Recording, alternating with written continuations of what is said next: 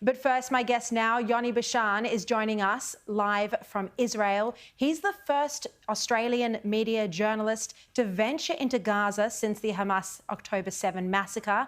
He's here to share what he's seen. It's remarkable. Yoni Bashan, thank you so much for your time. Look, you've been doing incredible reporting since the terror attacks unfolded. You flew into a war zone. Now you were brave enough to go into Gaza. I think one of the amazing things from your revelations that I'd love you to talk about is how there are booby traps for Israelis set throughout Gaza. One of the stories you report is about a tape playing of a baby crying, which was designed to lure Israeli soldiers into a building. Can you tell us about this and what else Israel is facing when they go into Gaza? Well, thank you, Shari. I think the story of these booby traps is one of the most instructive lessons about the war that's being fought in Gaza. It started in the north. It's obviously into its second phase now. Forces are entering Khan Yunis in the south, and these sorts of booby traps are just everywhere. So it's very common for soldiers to see someone dressed as a civilian, drawing them out into the open, and waiting at an angle will be a sniper in another building. Or in one case that was conveyed to me by a soldier who had been into Gaza, they'd been on the ground for some time, a couple of days, and they saw a man emerge from a house armed with a knife. He had the knife to a woman's throat. The woman was obviously in a state of distress. He dragged the woman inside the house in full view of the officers, and the expectation was that they would then chase this man and the woman into the home. What they did first, though, having learned the lessons of previous deaths in Gaza, was they called in one of the commando units to conduct a security assessment. The assessment returned about 3 hours later. The house was completely rigged with explosives. They fired a grenade in there and the house was blown practically sky high, is what I was told. So it's a very common story in Gaza. It's a combination of tunnel warfare. It looks like Fallujah. It's densely packed, and all the militants look like civilians.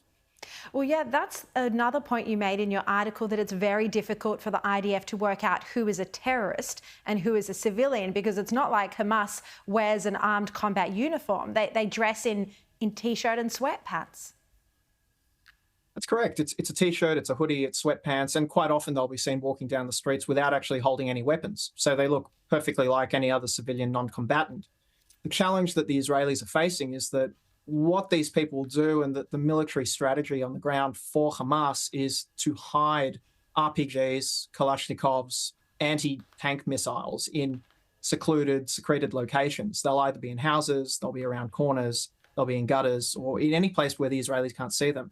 They'll then use the tunnel system underneath the city to navigate to strategic locations where the weapons have been pre-stored. And they'll emerge for a few seconds only, fire a weapon at the Israeli positions, and then disappear into the tunnels again to safety. So the challenge there, as conveyed to me by the troops that I was embedded in, was you basically have a few seconds to identify the source of the fire back at it, apprehend or neutralize the threat as the militants are retreating. But in many cases, that's not possible. You have a few second window. You obviously don't always get to take your shot, and the militants get away. And it's one explanation for why the war is just dragging on at this grinding pace. It's because it's a game of inches between both sides. And it's obviously very difficult and very dangerous for the young Israeli soldiers. I mean, many people forget that the Israeli soldiers who are going into Gaza, who are having to take on these terrorists in these tunnels, are 18, 19, 20, 21. You know, they're people's sons and brothers. Many of them have family in Australia. It's very risky and dangerous. Yoni, you also covered Penny Wong's trip to the Middle East. In your reporting, you painted her as being two-faced, putting her hand on her heart as she walked through Yad Vashem, the Holocaust Museum, then again doing that same gesture when in the West Bank. What were your impressions of her visit? Well, I think to some people they might have construed my analysis of her visit as being two-faced. I'm not sure if I quite arrived at the same conclusion. And to be perfectly honest, I've spent a lot of time really trying to think about what the purpose of that trip was. And I don't think I've actually come to an adequate conclusion for it. I know that there was pressure on the Albanese government to send an emissary to Israel in the aftermath of October 7. I think that's part of the reason why Penny Wong came. I think part of the reason may have been to express some solidarity with the Jewish state and with the families of hostages who are being held in Gaza, which is something that she certainly did. But I think she also framed her visit as not a trip to Israel and not a solidarity visit, nor was it a visit to purely check on the status of things in Ramallah, which she also went to visit and met with the Palestinian Prime Minister. She framed this visit very much as a regional tour of the Middle East. So it wasn't specifically a trip to Israel. She was in Jordan for a period of time, meeting with the foreign minister there.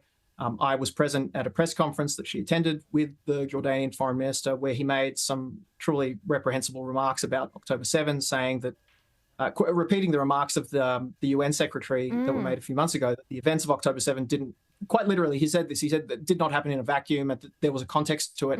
But I think we also have to realize that what diplomats and politicians say in public in this part of the world sometimes doesn't mirror what they say in private.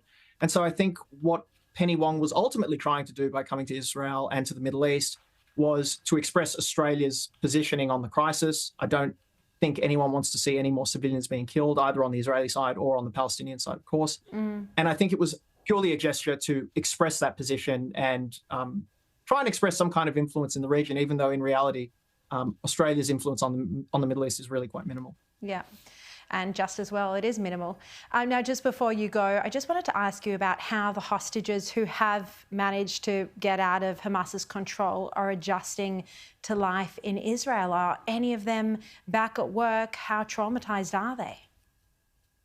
Well, sadly, I think we only know a fraction of the actual trauma that these hostages experienced, and indeed what the remaining 136 captives in Gaza are undergoing every single day.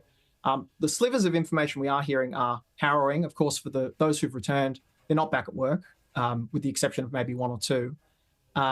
We know from the people who have got out that their pathway back to normal life is just so unclear, because they themselves were in captivity while their family members were being buried in Israel because they'd been killed on October 7, or they might have siblings or parents still being held hostage. There's a tremendous sense of guilt to being let out while there were people that were inside with them remain behind. So how does one get on with normal life knowing that a family member or a friend is still in captivity in Gaza? So it's just layer upon layer of pain and disbelief and numbness, and without any doubt it will be an incredibly long road to recovery for them. Yeah. All right. Yoni Bashan, we have to say thank you for your incredible reporting in The Australian over the past few months. It must be quite hard for you to be living this day in, day out, to bring us the news and the actual news compared to the news that other media outlets report. So thank you so much.